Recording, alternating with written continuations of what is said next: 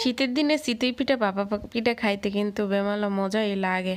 তবে মুই চিতই পিঠা ভালো মতো বানাইতে পারি না। মুই বানাইলে চিতই পিঠা ফোলে না। তাই মোকে বাসার যে কামের খালা আছে হে কয় কি বাইটে চাউলটা বাইটে হে এরপর যদি চিতই পিঠাটা বানায় হেলে বলে ভালো ফোলে। তাই হেতে হে পাটা পুতায় বাটতে আছে।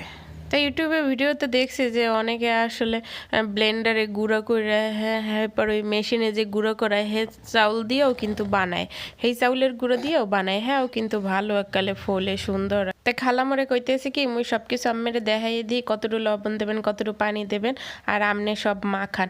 তাই মুই আবার মোর মতো করে হাত দিয়ে মাখাইতে আসলাম, হে মোরে সব দেখাইয়ে দিতে আসলে। তা মুই নিজেও চাইছিলাম প্র্যাকটিক্যালি নিজে সব কিছু করার, কারণ কি পরবর্তীতে যখন নিজে আল্লাহ বানামো তাই একাল ভালো মনে থাকবে। তাই এই হইছে গোলাটা গলছি এইরকম করে। তো বাসায় চিতই পিঠা বানানোর মাটির সাজ আসলে হের লগে ভালো একটা সরা আসলে না, কোনো সরাই হেটার লগে ম্যাচ করে না। তাই হেতে খালা কয় কি ওটাই না বানাই আমরা এই যে তরকারি রান্দার যে কড়াই আছে না, কয় এইটাই বানাইয়ে দেখি এটাই কেমন হয়। পরে দেখতে আসলে যে এটা মোটামুটি ভালোই হইতে আসলে, খারাপ হইতে আসলে না। পরে হে সব পিঠা এর মধ্যেই বানাইছে আর মুই দেখতে আসলাম যে আসলে কিরকম বানায়, কারণ মুই চিতই পিঠাটা ভালো বানাইতেই পারি না। তাই আম্মেরা যারা চিতই পিঠা ভালো বানান কিরকম কি বানান কেমনে বানাইলে ফলে একটু টিপস দিয়েন তো।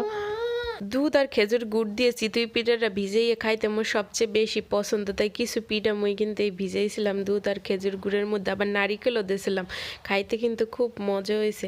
তাই আম্মেকে ধরে এই পিঠাটা কেমন লাগে অবশ্যই কিন্তু কমেন্টে জানাইবেন। আল্লাহ হাফেজ।